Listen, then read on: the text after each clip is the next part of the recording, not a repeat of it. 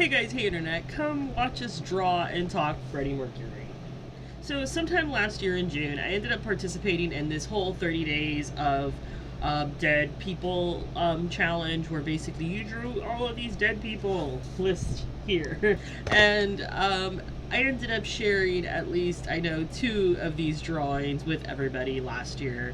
And then just life happened. And I thought, hey, August, new month, why not take this opportunity leading up to Inktober to share all the doodles that you have not shared in like the last year and a half, which is about, sadly, it's almost like about 60 drawings worth, and I'm kind of like, you've never let it get this bad, but I guess it's kind of like a good thing to have that kind of a stockpile so that I can concentrate on other things.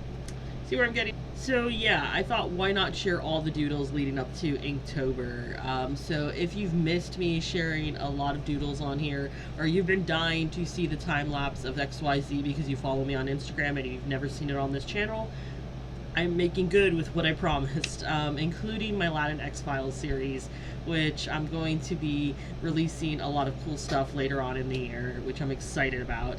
Anyway, that's a whole story for another day. So enjoy tonight's doodle of Freddie Mercury. So, Freddie Mercury, British singer, songwriter, record producer, and lead vocalist of the rock band Queen, is how most people know him. Born Farouk Bolsonaro back in 1946 in Stone Town in Zanzibar, which is now present-day Tanzania from what I understand. Anyway, the family ended up moving to the UK so his father could continue his work as a cashier for the British Colonial Office.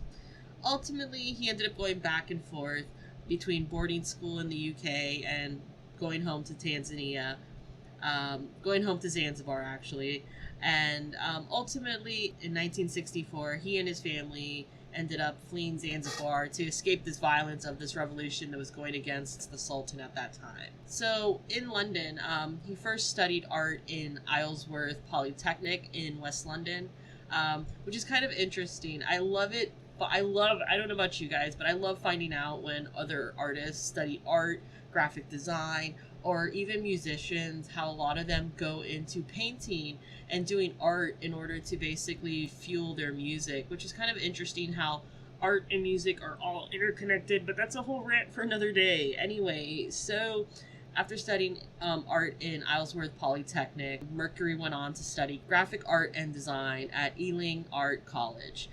He ended up graduating with a diploma in 1969. Go Freddie! I think it's interesting how nobody really talks about how many artists actually have really great degrees. They just decide to pursue art. Anyway, whole other story for another day.